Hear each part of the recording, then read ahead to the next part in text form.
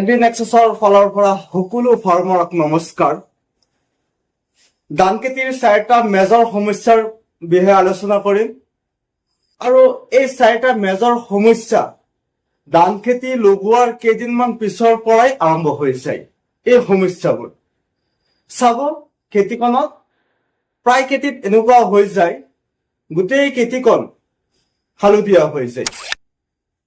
যদি ধান গছজোপা হালধীয়া হৈ যায়, আপোনালোকে ইয়াত মনিটৰিং কৰিব লাগিব। চাওক, যদি মনিটৰিং নকৰে, ধান গছ হালধীয়া হৈ গৈছে, আপুনি ইউৰিয়া ইউজ কৰি দিছে, খেতিত ইউৰিয়া ছটিয়াই দিছে, তেনেহলে যদি ফাংগাল ইনফেকশ্যন থাকে, খেতিখন একেবাৰে নষ্ট হৈ যাব। সেইকাৰণে মনিটৰিং কৰিব। এটা ধান গছজোপা উঠাব আপুনি খেতিৰ পৰা, উঠাই চাব গছৰ শিপা বগা আছে নে কলা কলা হৈ গৈছে। যদি ধান গছজোপাৰ শিপা কলা কলা হৈ যায়, তেনেহলে ভাবিব ফাংগাল ইনফেকশ্যন। যদি ফাংগাল ইনফেকশ্যন ধান খেতিত হৈ যায়, তেনেহলে ইয়াত ফাংগিচাইড ইউজ কৰিব লাগিব। ইয়াত কোন কোন ফাংগিচাইড ইউজ কৰিলে এই ফাংগাল ইনফেকশ্যন ধ্বংস কৰিব পাৰি। ইয়াত আপোনালোকে ব্যৱহাৰ কৰিব বায়োষ্টেট কোম্পানীৰ ৰকো, ইয়াৰ লগত ল'ব চিনজিন্টা কোম্পানীৰ ৰেডুমিন গোল্ড।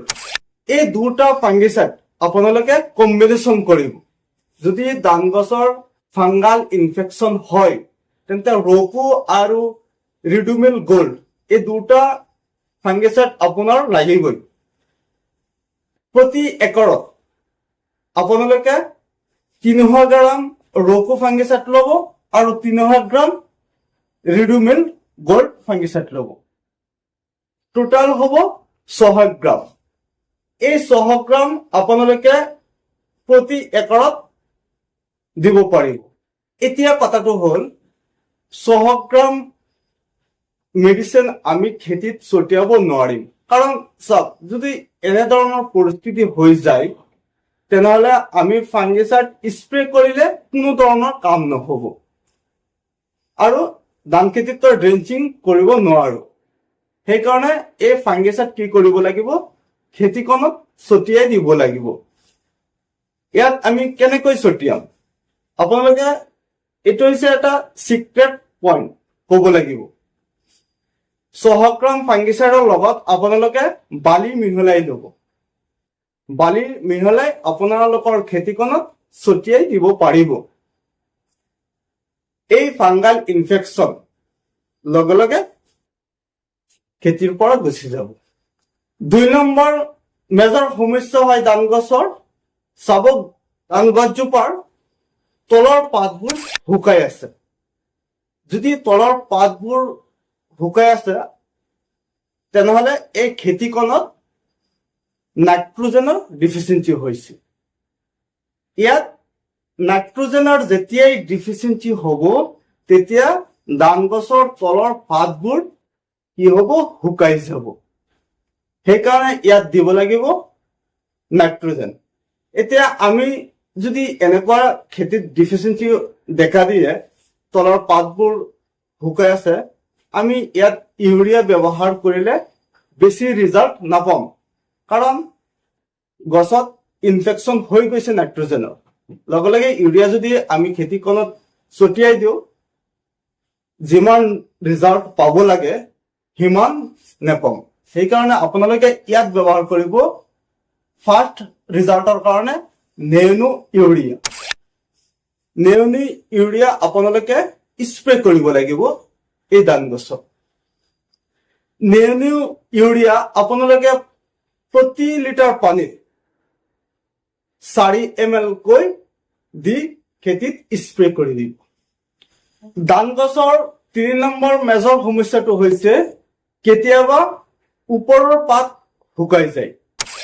নাইট্ৰজেনৰ ডিফিচিয়েঞ্চি হলেহে তলৰ পাত শুকায়, কিন্তু যেতিয়া ওপৰৰ পাতবোৰ শুকাই যাব, ইয়াত নাইট্ৰজেনৰ ডিফিচিয়েঞ্চি নহয়। ওপৰৰ পাত শুকাই গলে আপোনালোকে কি কি ব্যৱহাৰ কৰিব লাগিব। ইয়াত NPK 19-19-19 দিব লাগিব, প্লাছ ইয়াৰ লগত দিব লাগিব এটা চিভিট এক্সট্ৰা। আপোনালোকে দিব পাৰে বায়োবেটা এক্স।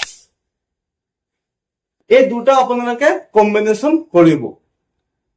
NPK 19-19-19 ইয়াত আছে নাইট্ৰজেন আছে 19%, ফসফৰাস আছে 19% আৰু পটাছ আছে 19%।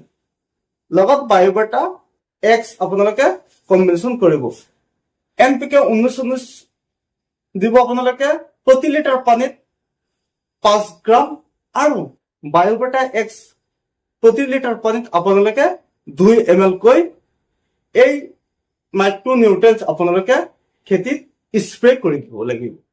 4 নম্বৰ মেজৰ সমস্যা হৈছে চাব ওপৰৰ পাতবোৰ বগা বগা হৈ যাব আৰু কলা কলা স্পট পৰিব।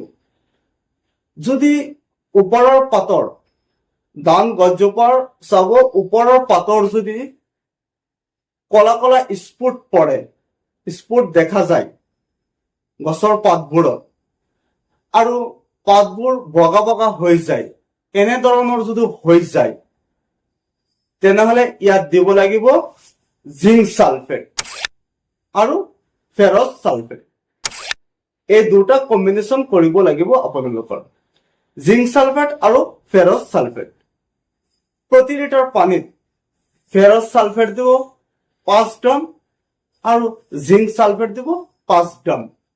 এই দুটা আপোনালোকে স্প্ৰে কৰিলে চাব যি প্ৰব্লেম হৈছে সম্পূৰ্ণভাৱে শেষ হৈ যাব, খেতিখন ভাল হৈ যাব। আপোনালোকৰ আগত ধান খেতিৰ বিষয়ে যি ডিছকাছ কৰিছো, যদি ভাল লাগে তেন্তে এটা লাইক কৰিবলৈ নাপাহৰিব আৰু আপোনাৰ মতামত কমেণ্টত জনাবলৈ নাপাহৰিব। নতুন এটা বিষয় লৈ আকৌ লগ পাম। সকলোকে ধন্যবাদ।